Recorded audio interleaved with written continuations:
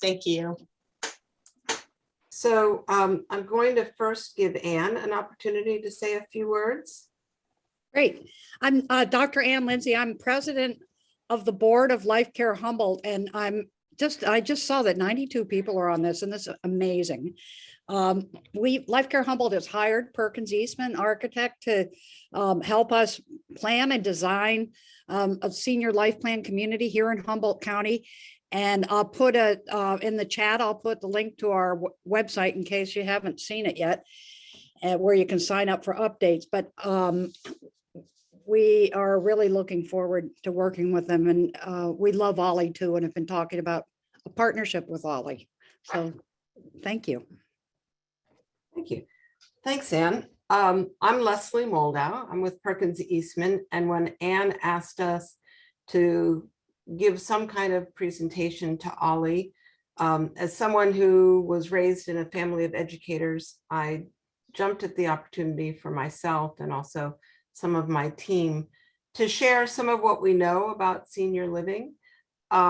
Today, we were questioning, we do so much research, and I want to encourage each of you, if you go to perkinseastman.com and look at our, I think it's either research or insights section, you'll see a lot of papers, some on other areas of other building types, but some on senior living.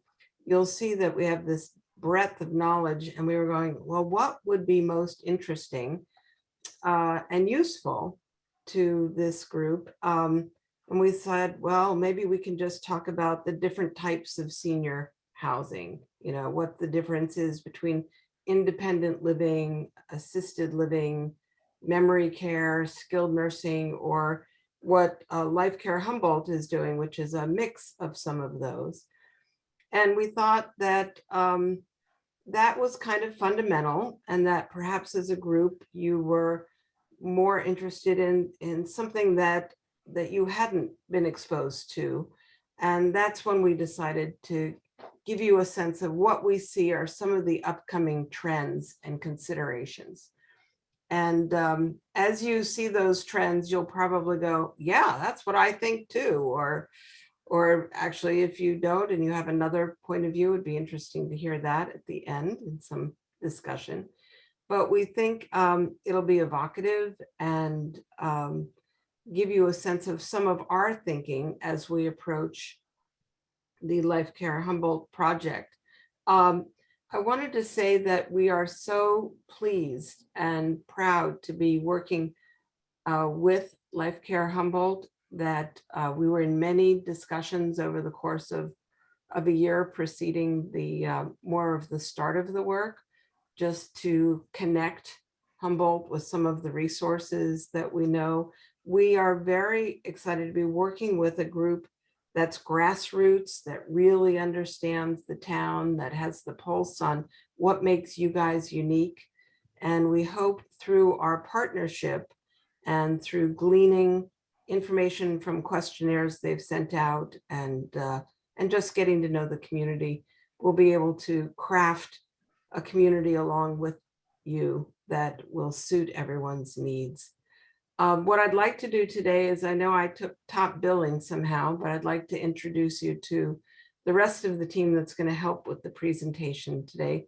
They can just wave. There's Marintha Pinson and Nick Hendrickson. Hello. And Jake and Sarah. Hello. We'll be taking our turns throughout the presentation, covering different topics. And with that, I'd like to turn it over to Marintha. Thank you, Leslie. It's a great introduction. And personally, I had actually joined Perkins Eastman back in 2015 because I had wanted to learn more about senior living. And I had actually come across the textbook that Perkins Eastman had written. You see it here on the left side of the screen.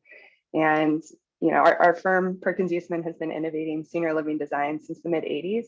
And it's really remained one of our main practice areas over the years. So we've worked on many different projects around the world, and we've learned a lot along the way.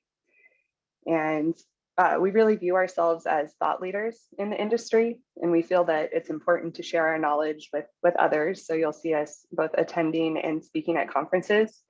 And we also invest pretty heavily in our next generation of thought leaders who offer fresh perspectives on how to deliver support services and how to create community and senior living environments. And a lot of these new ideas and perspectives are published online. As Leslie mentioned, we wanted to give you the link for some of our white papers and articles that we have online. And we'll cover some of the themes that are covered in the Clean Slate Project and the 2021 State of Senior Living. We have some of the main themes captured in this Outlook presentation here. And I wanted to just call out the Missing Main Street article, because that's one of my personal favorites, and it really talks about innovative approaches to memory care. And it's also what our very first podcast is based off of, the Shaping Dementia Environments, which you can find on either Spotify or Apple Podcasts. And I definitely don't want this to sound like a sales pitch, but we do enjoy sharing all of this knowledge with others who are passionate about senior living environments. So we're just very excited to be here today and share this with you. And this really ties into our firm's core belief that all of our work should be at its core human by design. And we believe that our designs should be focused and generated from the needs of the people, be they the residents, their families, or staff members, and really ensure that our environments, the environments that we create, are supportive, effective, comfortable, and inspiring. So now that you have a little bit of background on us, we'll go ahead and jump into the presentation. A few years ago, we had embarked on a research study to take a look at the senior living industry and ask ourselves what it could look like if it had a fresh start. So if we could just wipe away all of the standard practices and expectations and really think about what senior environments could be, we could end up with something really exciting. So this is what our Clean Slate project looked at, and part of what informed this Outlook presentation today. We looked both within the senior living industry as well as at other outside potential influencing trends, and really put all of that together to frame this discussion. So we also want to highlight some of the changes that we're seeing first within the senior living industry, and that's becoming evident in some of the terms that we use to describe it. So many of us in the industry are familiar with some of the terms that we see here on screen, which really describe a continuum of care. And describe housing options with different levels of support. So you'll see on the left here, we've got active adult and independent living, which are really designed for older adults who need very little or no assistance with activities of daily living. And then you've got adult daycare, which is set up for seniors who are still living at home, but they may need a little more assistance due to either physical or cognitive decline. So they may have family or other caretakers helping them out. And then adult daycare can provide additional support throughout the day outside of the home. And then we've got assisted living and memory support, which offer higher levels of care within a community. So there's 24/7 nursing staff available, along with community dining and other supports, other services that would provide assistance with all activities of daily living. And then you've got short-term rehab and long-term care, which provide similar levels of assistance for individuals who are recovering from surgery, illness, or accident. And these environments are really designed to meet both the medical and the non-medical needs of the residents. And then we've got hospice, which is really shifts the focus to attending to the emotional and spiritual needs of a person's life while really prioritizing their comfort. So many of us have seen older adults that wait until their physical or mental needs really require that they move into one of these categories of care. But what we're starting to see is an exciting shift in people starting to actually plan for the next chapter of their lives and start to ask themselves, how can I be happy and healthy? How can we have a stronger connection? And how can our community be more robust? So, and then at the end of the day, how can my environment better support these experiences? So at the same time, there's many other factors outside of the consumer that are affecting the delivery of services and housing for seniors. We're seeing unexpected competition coming from both inside and outside the sector. We're seeing people live longer. We're seeing partnerships and opportunities for convergence, as well as changes in costs and reimbursement, which impact how providers perform financially. We're also seeing the undeniable effects of climate change across the country and around the world. And we're seeing people wanting to stay at home and age in community. We're continuing to see amazing improvements in technology.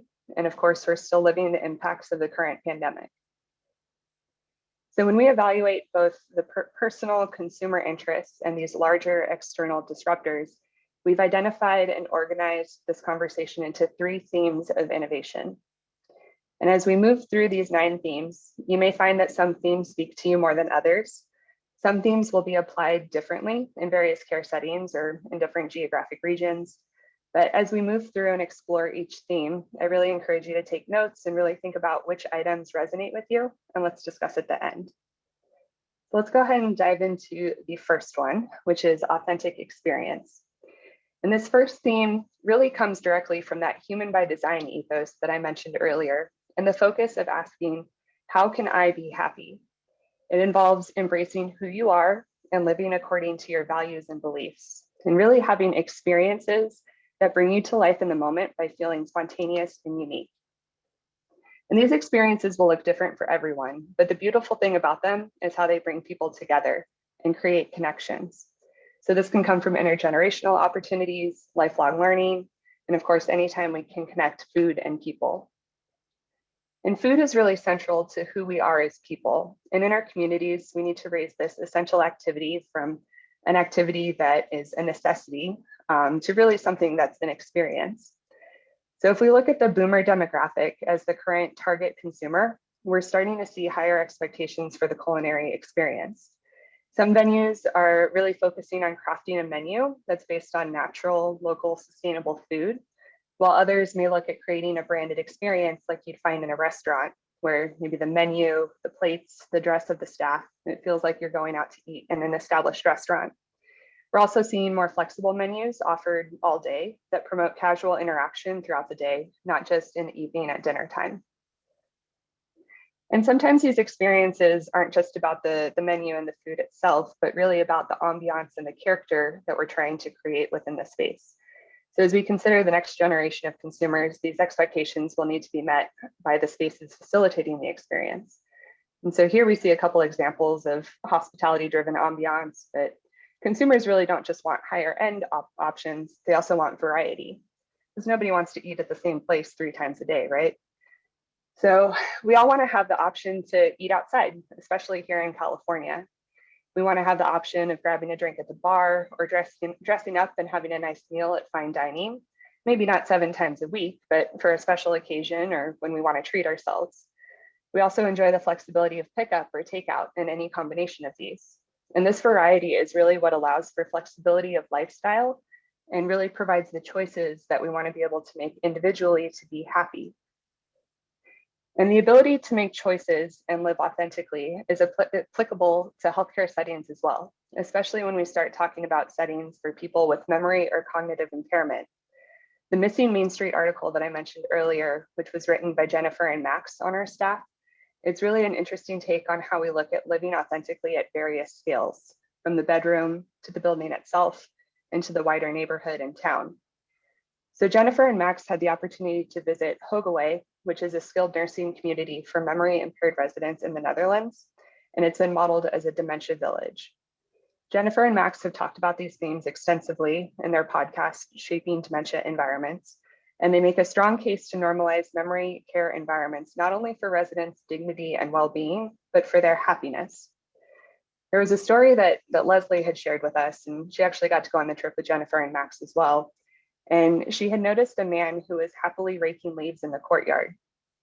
As a resident, he wasn't expected to take charge of the landscaping maintenance, but since he had worked in the parks for most of his life, it was a very natural thing for him to be outside, to pick up a rake, and to collect the leaves.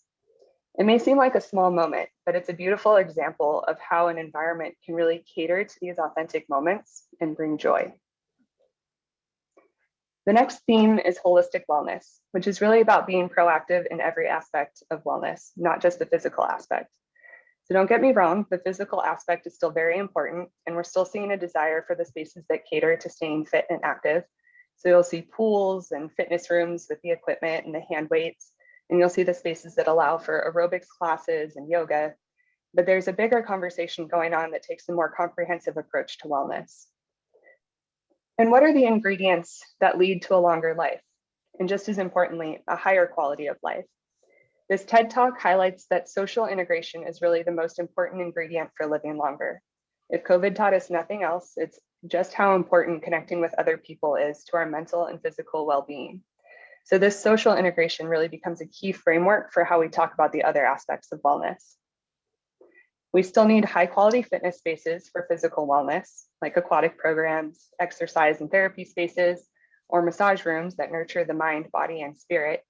But it's also about the types of spaces that we saw earlier that provide opportunities for connection during the day, whether it be dining or other activities, be they spiritual, educational, or purely social.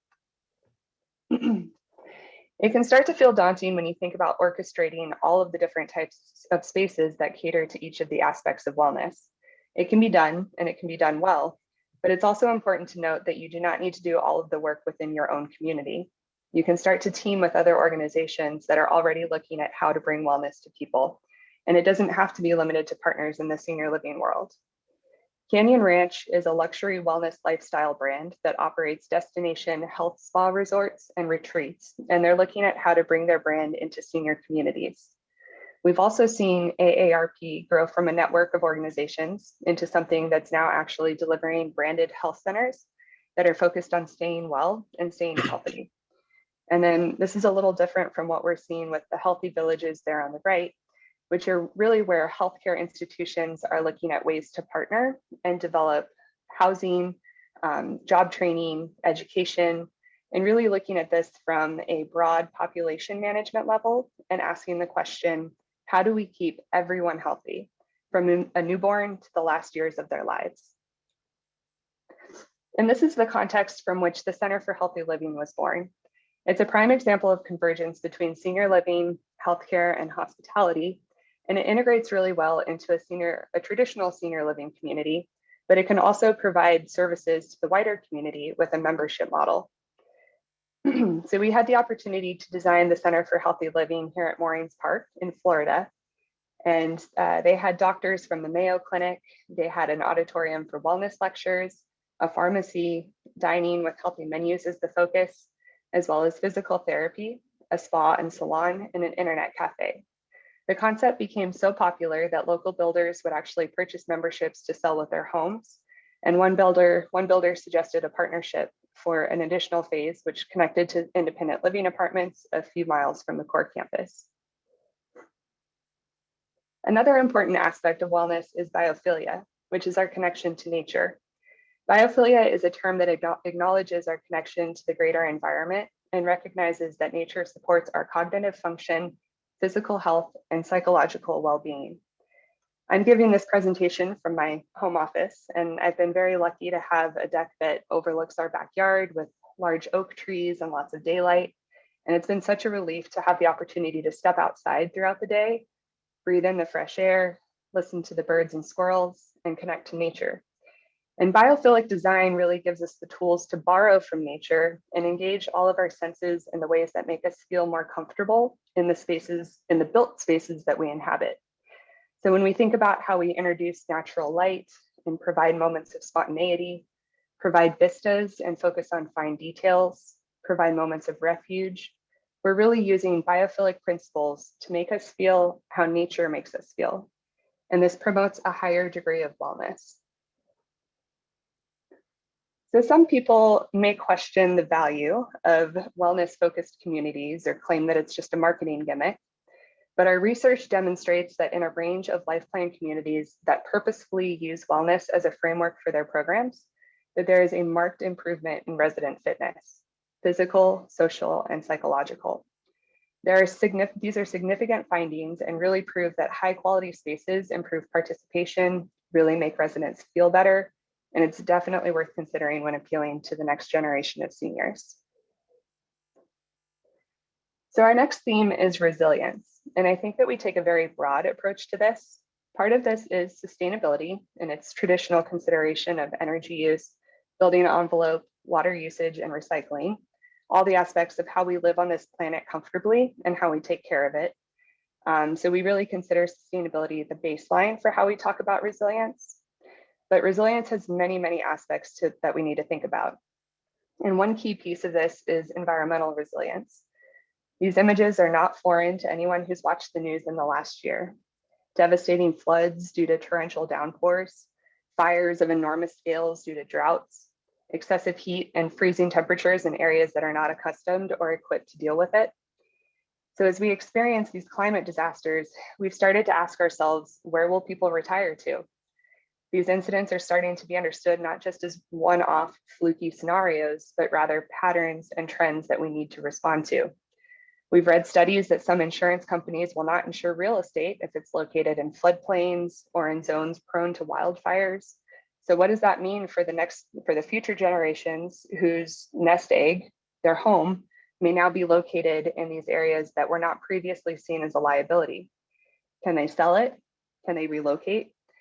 If they stay put, what does it look like to age in place in the face of these natural disasters? We need to also consider energy resilience. We need to address it at multiple levels, from the state and power grid level to the building level and the consumer level. At each of these levels, we need to look at ways of reducing energy use and making our systems more robust, because we all saw what happened in Texas this last winter when the state's power grid was overwhelmed. People were left trying to survive frigid temperatures with no heat and no potable water for several weeks. To build on that, the seniors we design for are looking to live in a community that takes its social responsibilities seriously and are actively doing their part to leave a cleaner planet for future generations. A significant part of this is reducing energy usage, but there's many other ways that we can design sustainably as well. A perfect example of this is Paradise Valley Estates, which is a life plan community in Fairfield, California. The CEO tasked us with designing their 8-acre, 70-unit expansion to the existing campus in a way that would not add any additional energy costs to the community. We organized the buildings to face south and set the buildings into the hillside. We placed more windows to the south and added sunshades, as well as proposed added insulation. So really, for not that much additional cost, we were able to reduce the energy costs by 20%. And then if they add future solar panels to the roofs in the future, the community will potentially be net zero. In addition, we had created a creek habitat along the center of the site as a nice way of collecting stormwater from the hillside and creating additional native landscaping. And we also collected rainwater to water the resident garden beds. And through this process, we found that when you develop smart buildings, you often gain the larger community's approval, really shorten the entitlements process, and save money along the way. And then, of course, you have the added benefit of marketing to a senior who's more interested in leaving a legacy of a green planet. A greener planet can also be achieved by taking a closer look at material health. This area tends to be underlooked at, but it is an area that has great impact on its users, as the items that are selected within our indoor environment are the ones that have the greatest impacts on the people using the spaces. This is even more important in environments for older adults who will be more prone to respiratory illness if they're exposed to off-gassing or VOCs and toxins around them. So as designers, we're responsible for taking a close look at the materials we select when we're looking at the paint, the flooring, the other finishes within the space, and really selecting safer alternatives. There are new lists that we can refer to avoid selecting products that may have an adverse effect on our well-being. Some of the better materials may cost a bit more, but as we continue to select these better products, the industry will eventually respond and improve to keep up. And the building industry as a whole has definitely responded to the need to build more sustainably and has provided many different certification systems to identify projects that are going above and beyond. Most of these are voluntary, but there are some local ordinances that are actually beginning to require a certain level of certification as part of their approval process. So it's important to determine which certification is most appropriate early on and determine the level of compliance needed so that it can be used to guide early design decisions. It's also important to follow these certifications through to prevent the sustainability features from becoming buzzwords or lip service. It's very easy for the team to target certain features as easy cost savings targets if there isn't a set of clearly documented goals to guide the project through to completion. And then again, there's also the added benefit of having this certification as a marketing tool at the end to really prove that the building is performing at a certain standard. So with that, we will move on to the next theme with Nick. Thanks, Martha. Hi, it's Nick. I'm sorry, I'll ignore call. But aging at home is another theme we'll look at today. And in response to surveys that we've done and in the industry, most people would want to age at home as much as possible and for as long as possible. And the question is, how best to do that and what we can do as architects to try and accommodate that. Certainly the lifelong home design has many features, and these are features that we really take into account for all of our design, either be apartments or homes individually, and not just accessible design as defined by code, but just larger spaces, particularly in bathrooms and kitchens that are easier to use, easier to access, with cabinets that are lower, easier to reach, appliances, whatnot, that are geared for seniors' use, all the way, to outdoor spaces that are balconies and whatnot that are protected and covered, and in certain climates, maybe even screened in for 3-season porches, so that allows people, whether they be in community or at home, if you incorporate all these features, it allows people to stay where they are as long as possible. We also looked at actually a little in-house competition to design a home for Betty, which really was just a relative we knew, but it was a home that can be geared for somebody with early dementia, and how would that best be accommodated, all the way from just open space planning, vestibules where you go in and out of the house so that you can control the access a little bit better, even to the point that you could organize these into courtyards with like a gated or fenced area that is more secure, so people can go indoor, outdoor as well. And that allows people to stay with a loved one or a little bit on their own with a caretaker at home as much as possible. You feel like they're still within community and within home. Certainly the accessible dwelling unit is something that's being actively promoted by communities all over California as a way to increase, of course, density, but it also provides, a way for added income. If you have lived in your home for many years, raised a family, who've moved out, had their own family, you might have a home that's, 2,000 or 3,000 square feet, and maybe even more than you need or want at that point, but it's still your home. And if you build an accessory dwelling unit in your backyard, let's say, you might be able to rent that to a caretaker that could help you, or in turn, many people will live in the ADU themselves and rent out the larger home for more income.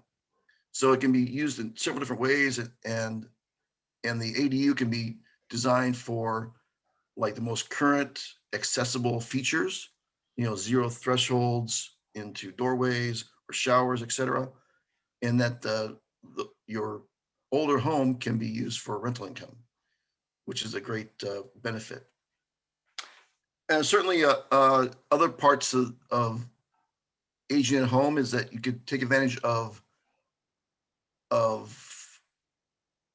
services that are in the community that are not necessarily in a senior living campus, but like the PACE program that we've designed recently in San Francisco is a program for all-inclusive care for the elderly.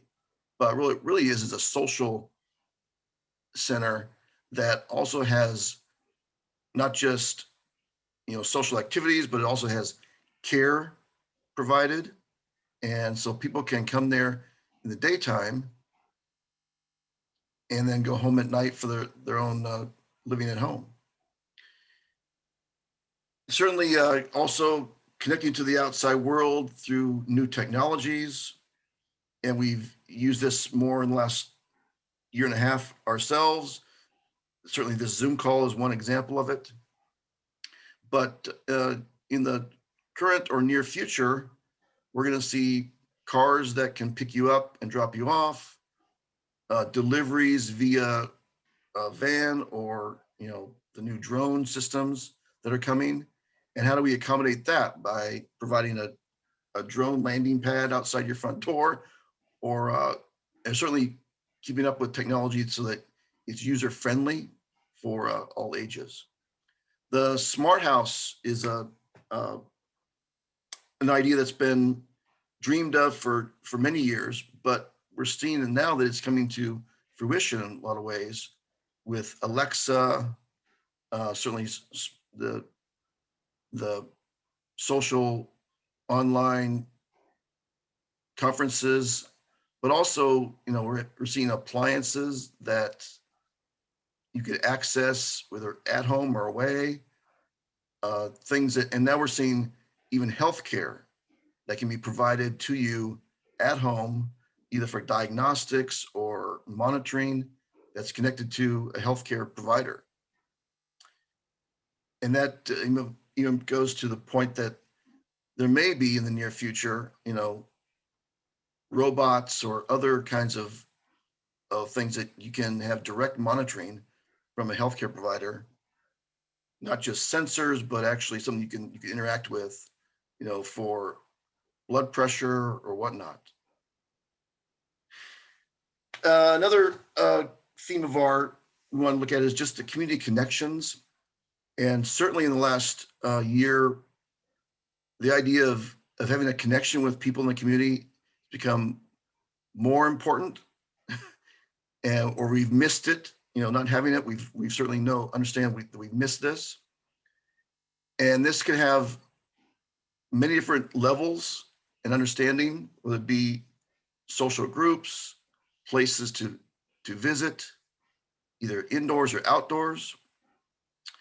And it can kick on several levels and types of meaning, whether that's physical connections through groups, or through life plan communities that you can actually physically connect with people, or the Zoom calls that you can socially connect with family and friends far away.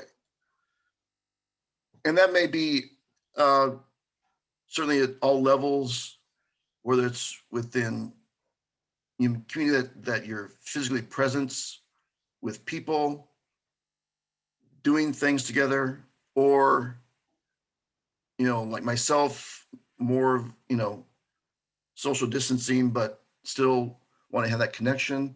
So it takes on many types and many levels, and certainly the idea that we can still share and connect in many ways and in many venues, whether that be the PACE or social clubs, that is a great benefit.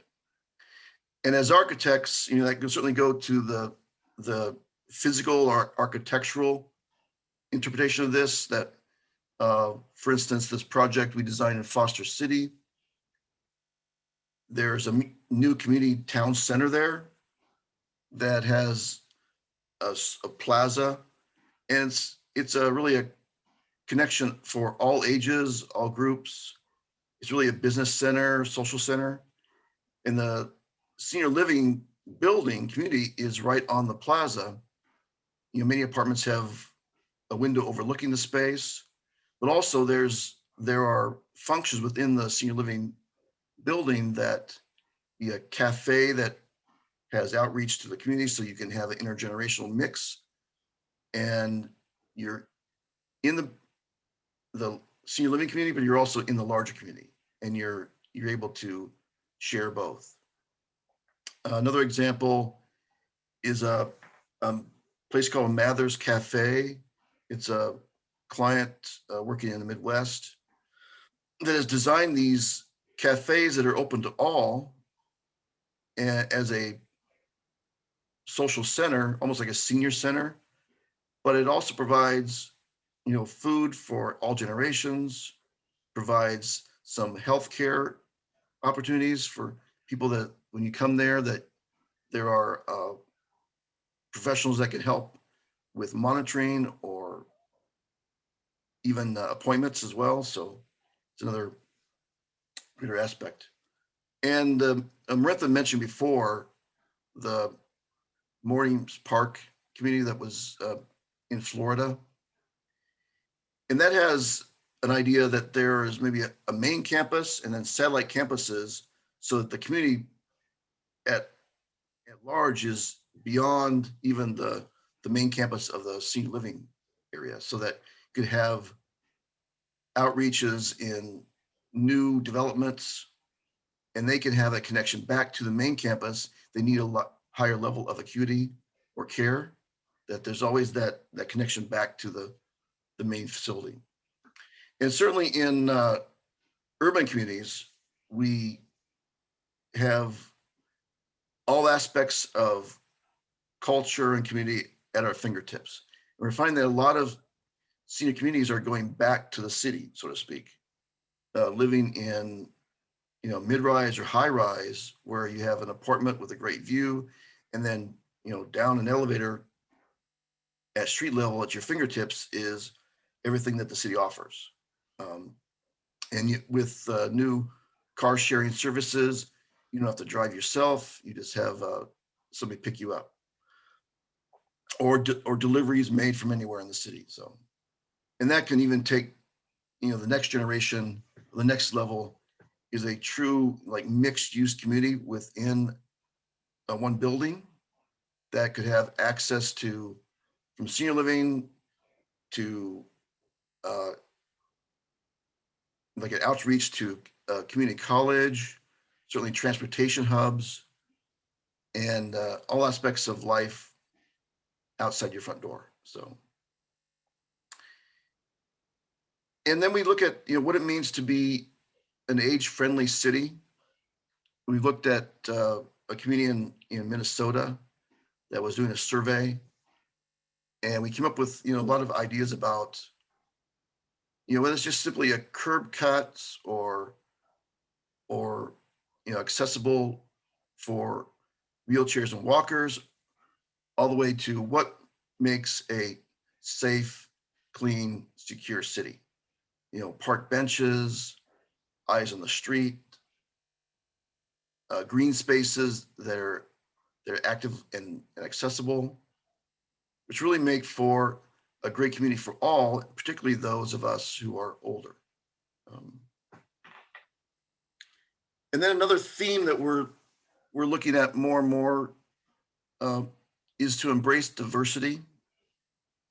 And what we mean by that is not just cultural diversity, economic diversity, but just all aspects of the American experience of a mix of everything and everyone, and really certainly embracing that, not shying away from it.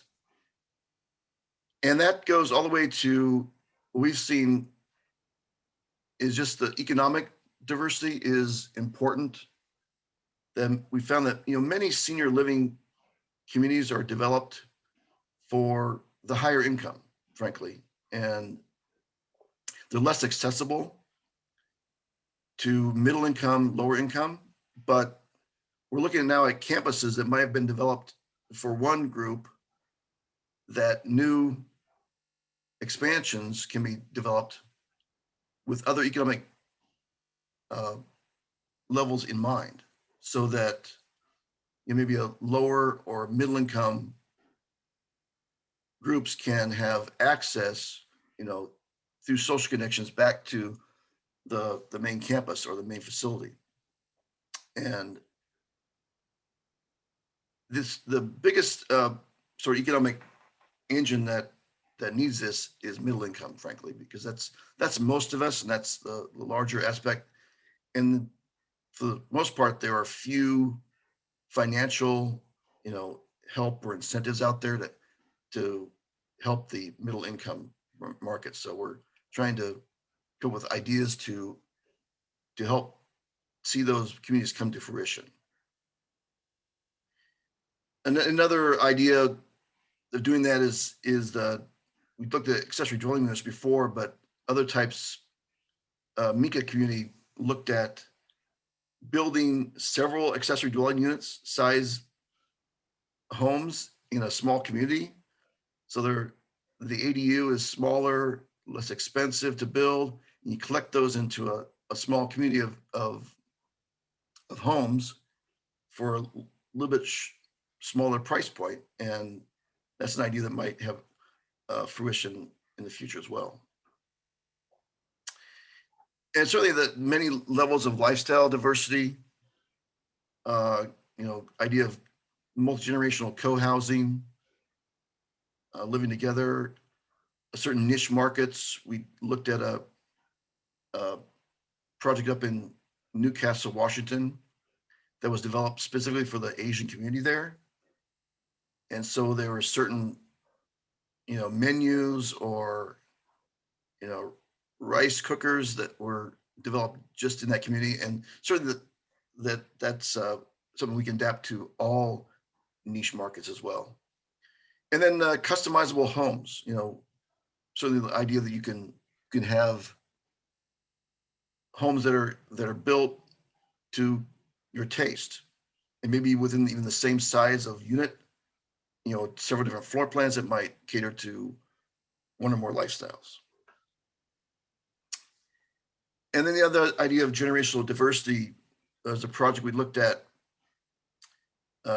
for choice in aging, where they were mixing a Montessori school and senior living on the same campus as a way to bring the generations together. And certainly, seniors have a lot of experience to share, and young minds are always eager to learn. So with that, I can turn to Jake. Thanks, Nick. And yeah, that's actually a really great place to transition and to talk about the tailored experience. For multiple reasons. I think diversity is just a great envelope to think about all of this. And it's kind of a reoccurring theme in this presentation, but it's, not trying to put everyone in one basket. We have a lot of different needs as individuals. And the other great reason, though, is because I also went to a Montessori school. So that's a great connection for me. But, the idea of this tailored experience is, we maybe previously, when we've done this presentation, would have talked about more generalities about just assisted living or, how we're approaching long-term care. But now we do think about it in a little broader sense, thinking more about the individual and how we can support those people's specific needs, wants, and pursuits. And, this idea of a third act is something you may not be familiar with by name, but I think it's something we're all familiar with in purpose, which it's about how do we take this last third of our life and really make it meaningful, fulfilling, and support our own individual goals. That first third of life is often associated with certain things like growing up, going to school, making new connections, growing as an individual. And that second phase of life is more about being a professional, going out on your own, building families, building careers. And this third act is probably where a lot of you are now. It's what do we want to come next? What's important to us as individuals? And, is it volunteering? Is it a personal passion for arts and music? Maybe it's traveling around the world. These aspirations take many forms. And I think, more than ever, technology is what is enabling a lot of these things to come true. And it's becoming a really crucial driver of purpose. It's actually the reason we're able to talk together today, right now. So it's an essential part, for better or for worse, of how we stay connected with people, the organizations that we, have invested in over the course of our life. And that's true more than ever now with COVID, where getting together in person is a little harder than it used to be.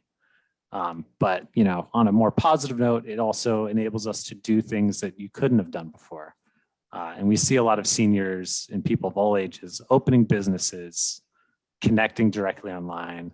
Maybe, you know, you're a painter and you want to be able to sell your paintings, and those things, the barriers have been brought down and are lower than ever.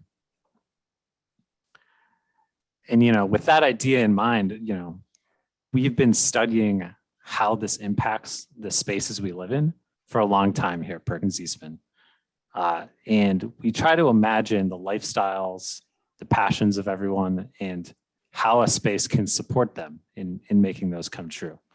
So over a decade ago, we actually did this one study where we spoke with a bunch of new tenants who are going to be entering into a new 1-bedroom apartment. And we talked, you know, about, are you a fitness fanatic? Is sports, watching the game, hosting, having a bunch of people over, is that what really excites you and gets you going? Or are you that painter?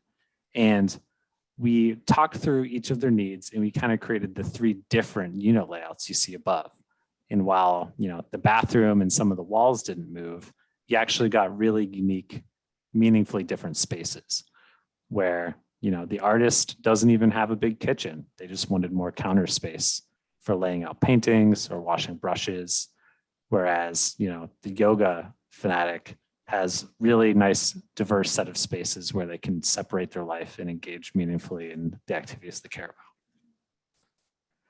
But zooming out from just the unit and thinking a little more broadly, you know, it's the type of community you're in that really matters too. And how can we give people the options they need, the kind of environments they need to support all of those different aspirations? So this image on the screen here is actually just the example of a community we worked with called Fox Hill. And originally they had buildings that supported the more traditional types of care environments. And I believe Marintha spoke a little bit to what these mean earlier in the presentation, but they had independent living, which is, you know, your 50+ community for people who are still very active, a lot of out and about travel, but they also had assisted living and skilled nursing, which is a little bit more for people who need a little help in the day-to-day, especially with moving around at times. But they took a step back and they decided that their large nursing program they had was really underutilized. You know, there weren't that many people actually staying there. And when they were, it was usually for shorter stays where they were recovering from a specific injury or just doing maybe a little bit of occupational therapy. And, you know, they said, what can we do instead that will actually help everyone? So they ended up demolishing that nursing home, even though it was relatively new. And they created new high acuity 12-bed residential neighborhoods. And this is another thing I think we'll talk a lot about in this presentation, is the shift towards these smaller care environments that are a little more personal.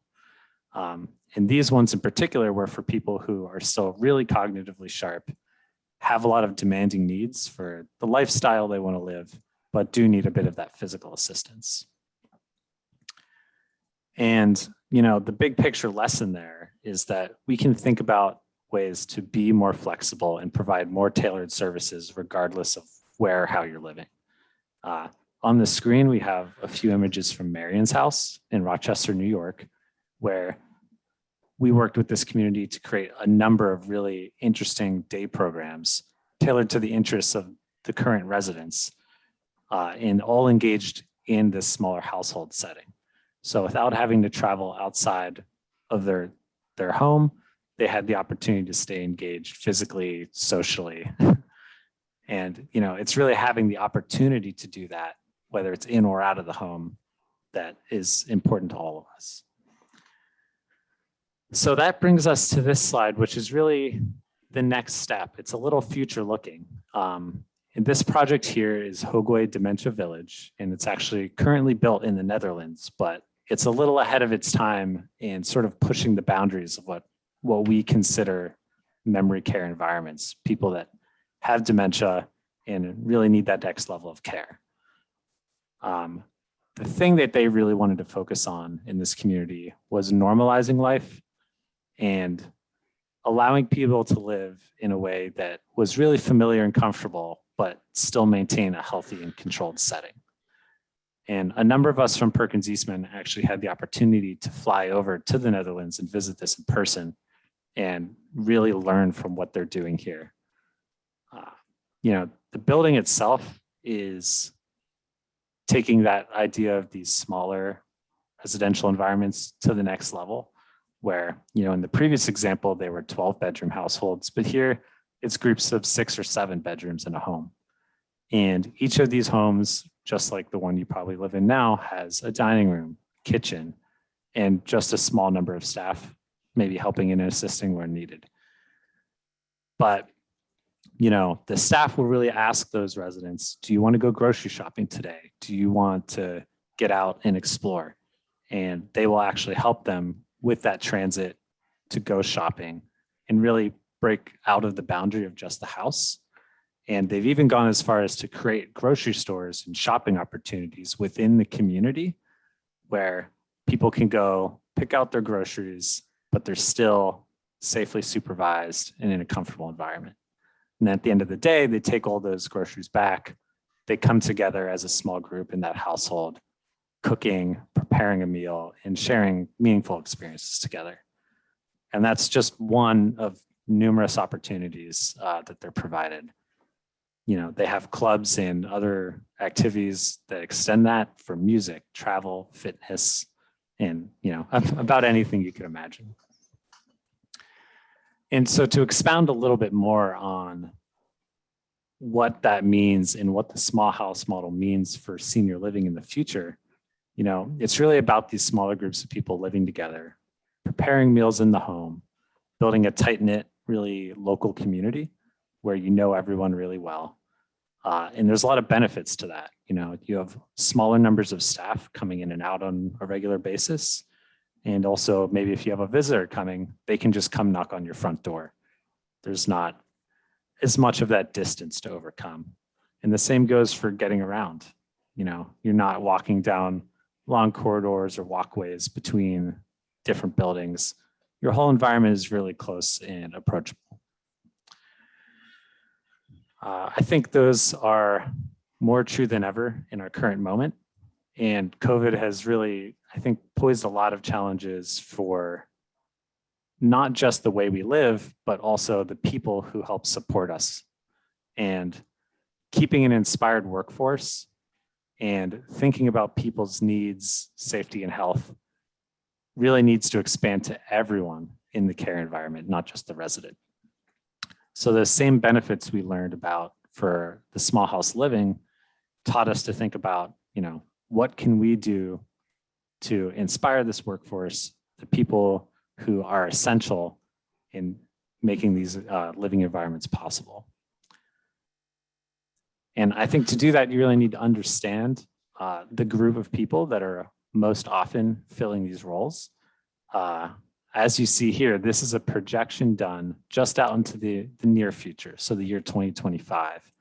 And millennials are actually making up a really large percentage of that workforce. And I myself am a millennial, so I can really relate to this study and the things they learned about what's important to this age group.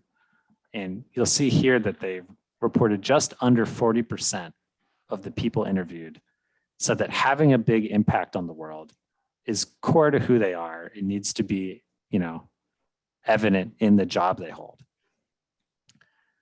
I know that's really true for me. And I think if we're going to inspire people like that, we need to make sure that they feel that they can have an impact on the people they're working with in those communities. And this is going to become ever more important because just shortly down the line, as the next generation, Generation Z, comes into the picture, that 40% threshold actually moves up to 60. And my younger brother actually is in that same demographic. And I know that that's true, talking to him and his friends. If we're going to have the best quality people for the best quality care, we need to give them the opportunities to really feel connected and engaged and respected. So there's a lot of different ways that we can try to accomplish that. And the financial picture is always going to be an important part, but it's more than just the number on the check. One way that some communities have already started looking at is providing housing for those workers. This is actually an article from 2019 where a community looked at giving small, really nice contemporary homes for their workers when it was appropriate to stop. So they didn't have to spend as much time commuting, worrying about that rent bill, but they were able to spend more time focused on the community and less time worrying about sort of that bigger picture that life can bring. And thinking about that bigger picture, one of the things that's most challenging, especially financially for new families, is daycare. If you're going in and working a long day, you want to be able to take care of the people in the community. You need to also know that the people in your life are taken care of. And daycare can be really expensive, but it's also a really great opportunity to sort of engage the community, where even perhaps seniors in the community can help with daycare for the employees' children. It lowers the costs and the barriers for everyone and builds those meaningful relationships that helps people feel engaged in that community and like they're making a difference. And at the end of the day, these are just a few different things to think about, a few elements of a much bigger picture. We really need to consider how all of these things come together holistically. And that's really how you empower people. So we need to be asking these questions about our nursing assistants, our social workers, our housekeepers, and really all of the people, the big network that comes together to make great care environments for the people we care about most in the residents. And another reoccurring themes, there's many in this presentation, but one that's hard to escape is technology. And technology has a personal relationship with each one of us, but it's also actually an important backbone to the buildings we build and how the staff can best serve the residents. So to really be giving people the best experiences, communities need to stay up with the times. You need to embrace new trends and provide the best services, whether that's equipment like powered lifts or even electronic medical records. These things can help staff reduce overhead time and give them more time to give the best care directly to people.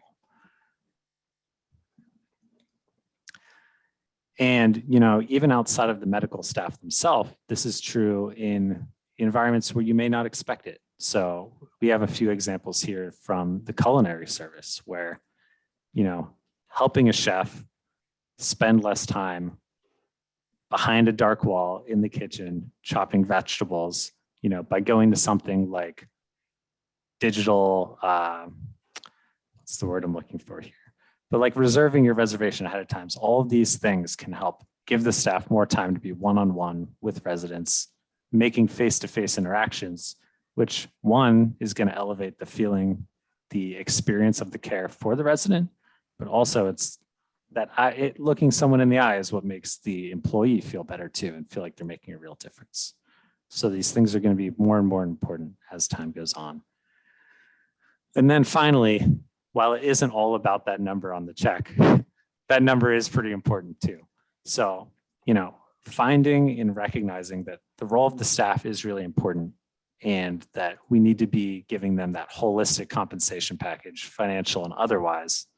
That's how you retain people and build a community and provide the best care.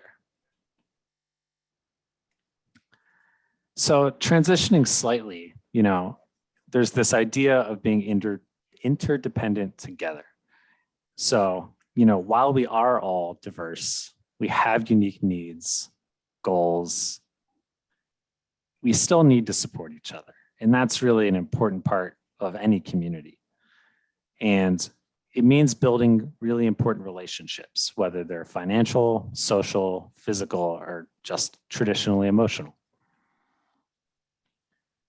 And, I think looking at this in a give and take type of way is the best way to frame it. So I may be able to help someone out by, folding some laundry for them in my free time, but they may have a car or, are more able to travel and they can run into town, grab groceries, drop someone off at the airport. these are just sort of big picture examples about how people can come together and really support each other. And there are a lot of different settings to consider in how that happens. And that really goes back to the type of spaces we're creating. So just like there are those varied needs, we have a lot of really different types of models for supporting people, especially in housing. Co-housing is a really important one of those. Pioneered originally in Europe, but now ever more present in the US. It really is about offering services that aren't just in the building you're in, but bringing lots of buildings together and sharing services. And then there's also the village model, which is similar, but is, a bit more of a membership angle. And we'll talk a little bit more about that. But creating these spaces and communities is really just the first step. To ensure they're really livable, great places to be, we need to make sure we're providing quality transportation and good places to spend time indoors and outdoors, and all of the various support you need for that, whether it's restrooms or staff assistance. So to expand a little bit on that co-housing idea, it's really a great example of how you think about all of these things coming together. This few images we have here on the screen are from a project in Port Townsend, Washington. And each resident in this project actually has their own small home where they live independently, much like many of us do today. But unlike, a traditional house in just a traditional neighborhood, there's a central area where things like meals, programming, activities are provided, and everyone gets to benefit, share in those services. And, at the end of the day, when you're done, you still get to go back to the privacy of your own space, but you have the support of that community. And, like we said earlier, whether it's dropping someone off at the airport or maybe even having, your neighbor walk your dog, that interconnection is, I think, what makes these types of communities really special. And I think with that, I will turn it over to Marinta to talk a little bit about what's next and what's happening in this current moment. I'm actually going to hand it over to Leslie for this COVID piece. Yeah. Well, thank you both. Brenda did her lift, so my turn. Thanks, Leslie. And then we're just about finished, and I see that there's a lot of great questions coming in the chat. So I have to say, we all probably feel like we wish we didn't have to talk about COVID at all. But the reality is we're talking about trends, we're talking about impacts, we're talking about disruptors. And this has been one mother of a disruptor the last year and continues to be significantly in the headlines. And it started when we started seeing in the newspaper, you heard about China, it seemed far away, but as soon as you read about it being in Seattle, and the first place it really hit was in a nursing home, it definitely had the attention of everybody in our industry. And it was largely from staff who were inadequately paid, were having to take on several jobs, were catching this somewhere and then spreading it from place to place. We were wholly unprepared, and we just saw a lot of our systems break down, including not enough PPE. And one of the first things we realized is we needed to create a safe workforce environment in our communities. Oh, you're advancing the word. Sorry. But it's not only about the staff. I mean, we were all grappling with it, whether we had a loved one in a community, whether we lived in community. We learned about social distancing. I mean, whatever we learned really quickly. We learned exactly what 6 feet was. We learned to grab our masks on the way out the door. And as architects, it was our responsibility to start to learn, how did we make changes to the environment that could make places safer for people to enjoy their lives. One of the ways was to create better communities that had better heating, ventilating, and air conditioning systems, that allowed for airlocks so that when guests came in, they could be screened, or when staff came in, they could be screened. That did the same thing with packages coming in, because really what we wanted to do was create that bubble around this community. And I think we all created our own little bubbles, whether it was with our family or our spouses or with a few friends. So around our community, we wanted to create this bubble that created safety, that allowed people to still interact and also be supported. Some of those changes involve changes to our culinary systems, because after all, when you're creating community, that's where everybody congregates and comes together. So we learned that takeout became much larger part of any program, and we needed to create spaces in places that we were designing to allow for takeout.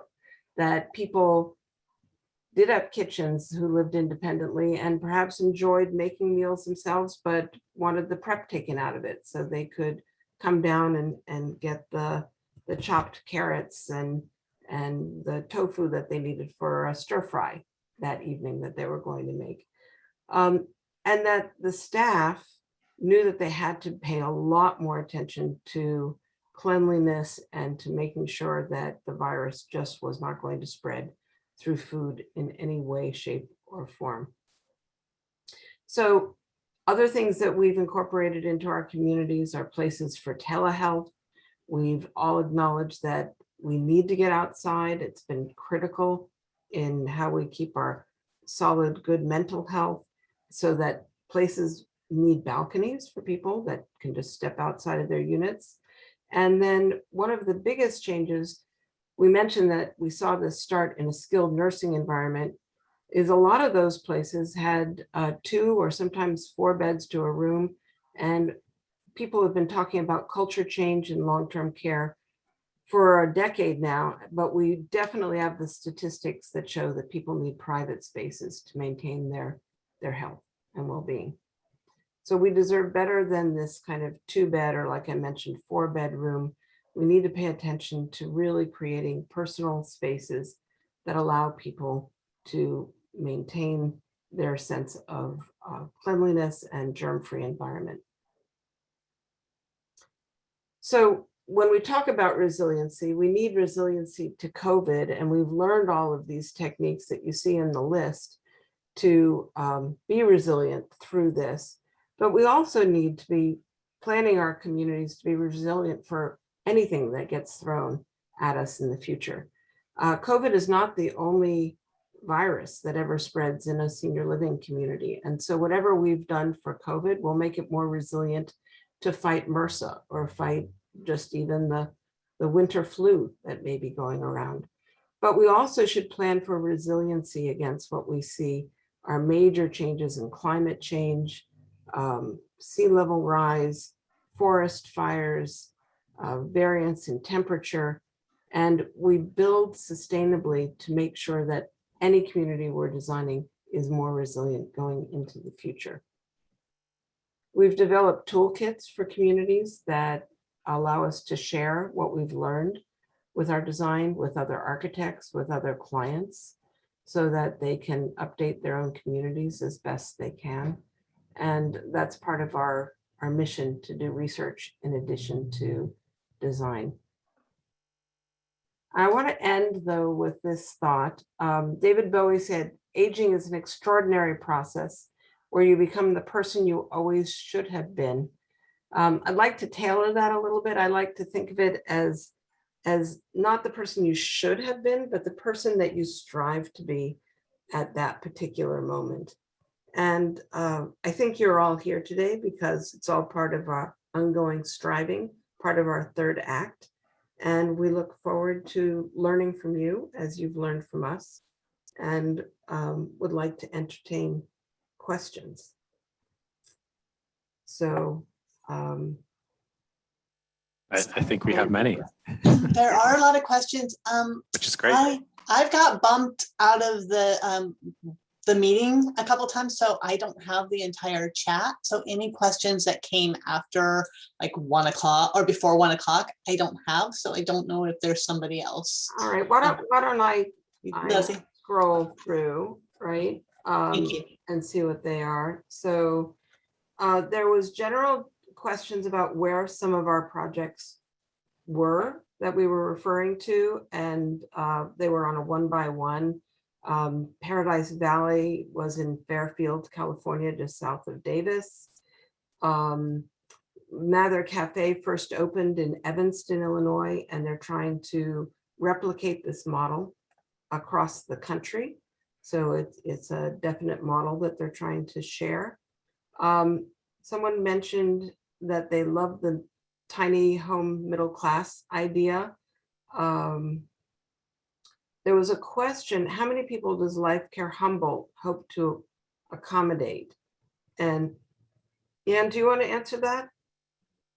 Yeah,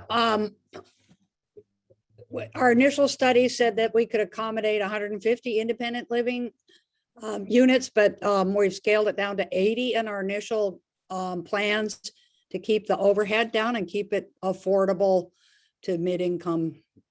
So that's our current number, 80 applied, and we're going to have assisted living and memory care services as well. And we're going to be looking at a site plan that maybe would accommodate a second phase to allow for more in the future, depending on what site is selected and how it works. There's someone that mentioned that they're addressing workforce housing and asked if we were looking at this.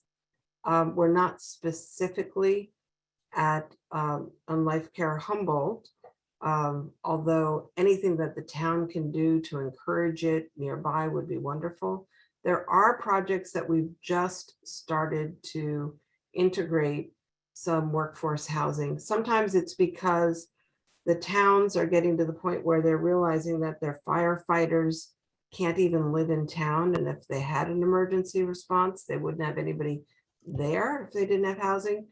And so on one project, the senior living community is gaining added units. They're able to go beyond the density limit that they had if they provide workforce housing. So it's kind of a win-win situation on that project. I have a question about, given the mega drought and possible new normal of water concerns, has there been leanings towards McKinneyville versus Arcata lands for the building site? That's a local complex. Ann, do you want to address that? Yeah, I'm not aware that there are any water differences in one to the other, actually. It's an interesting question. I think Humboldt County is relatively well situated for water issues. The next person said they love the idea of a Montessori school on site or next door. And could we include a daycare center in the great location? They've seen this as a common site plan in Sweden when building housing for older adults. And Anne responded. Do you want to just respond in person, Anne? Yeah, we're actually looking at the Montessori model for dementia care, which is on the other end of the spectrum. And I don't think that it's off the table to have childcare on site. That every square foot we put up costs a lot of money, and we're right now in the fundraising phase. So I don't think we're going to start off with space for childcare, but we certainly have other plans, a lot of other plans for mixing generations and interacting with schools and colleges and young people in all kinds of ways. Wonderful, wonderful. There's another discussion that Jane responded in terms of workforce housing, that perhaps one way to address it is to look at some staff housing on site.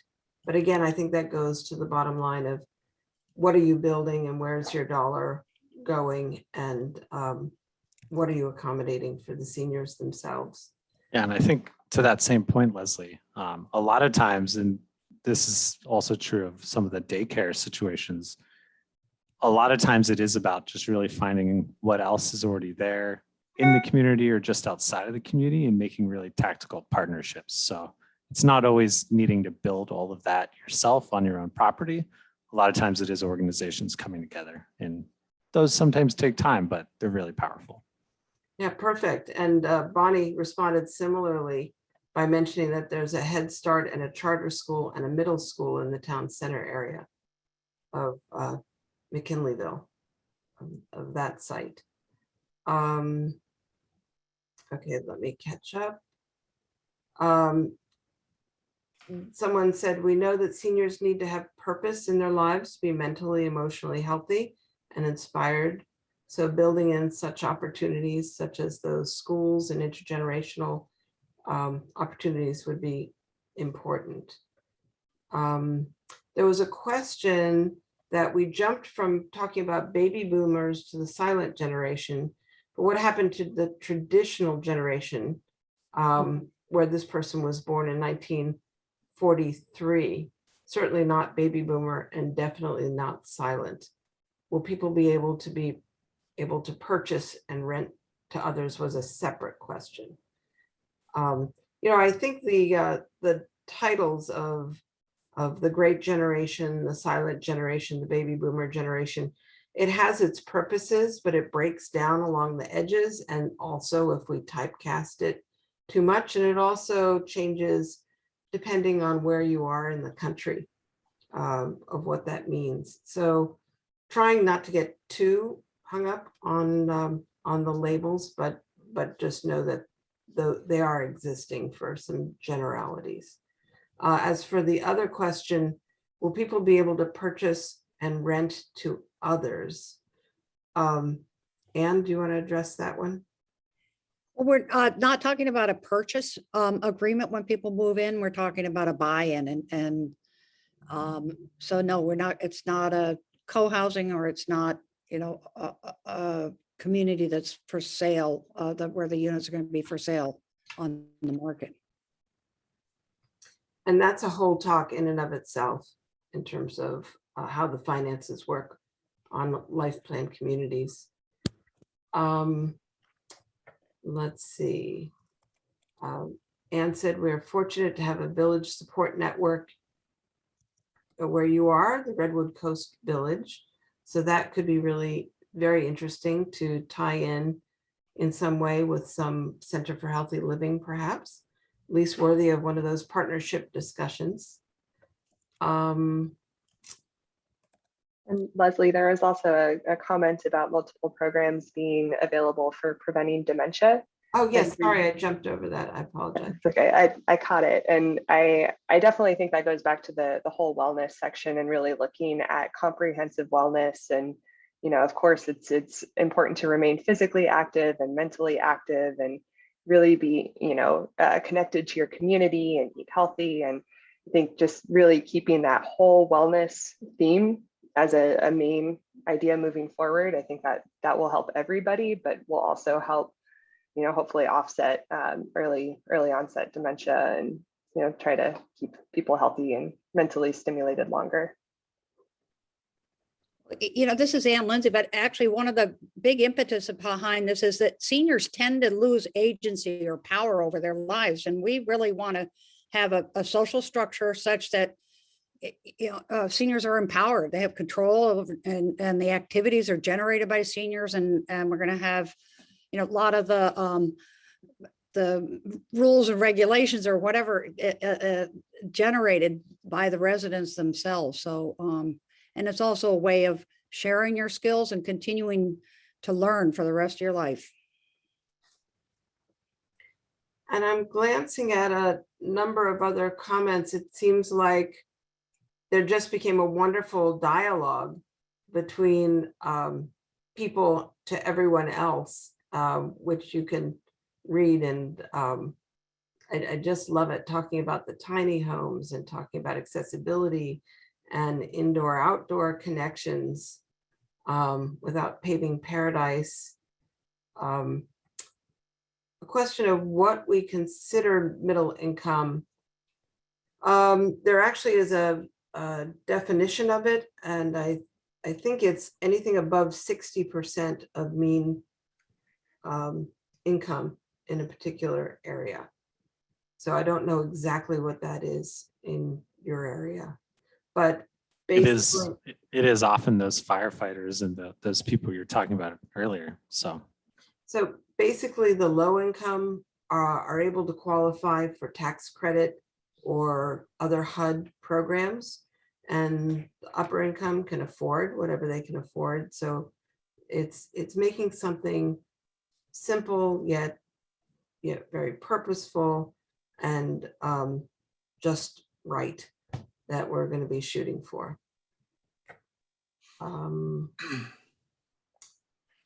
What are the projected costs associated with joining the community was a question. We are so early on in the feasibility study that hasn't been defined yet. What we're doing right now is test fitting to determine which sites might be best to use, which means we have a guess at what type of unit mix and common areas we might include, and we just literally are trying to see how that might fit on the site. So there isn't enough information about what it looks like or what it's built from or how many outside walls there are or how many doors one needs to figure out that cost balance for cost point. But that will be evolving, I imagine, over the next year. And one thing I can tell you is Anne and her team are really amazing communicators at sharing with everybody. So I'm sure once they know, all of you will be able to know as well. Multi-generational co-housing, is that being considered? And please clarify what it would mean to be multi-age folks. That is not the designation that this project is looking for. The Life Care Humboldt is going to be a life plan community. And so it will be, I'm imagining most life plan communities are for people 60, sometimes 55, but 64 years on up. So you can get a multi-generational community if you have a 90-year-old, and then the 70-year-old adult child can also be living in the community, but I don't think that's what that question meant. So Mark mentions that people can sign up for Zoom house parties to get more information on Life Care Humboldt.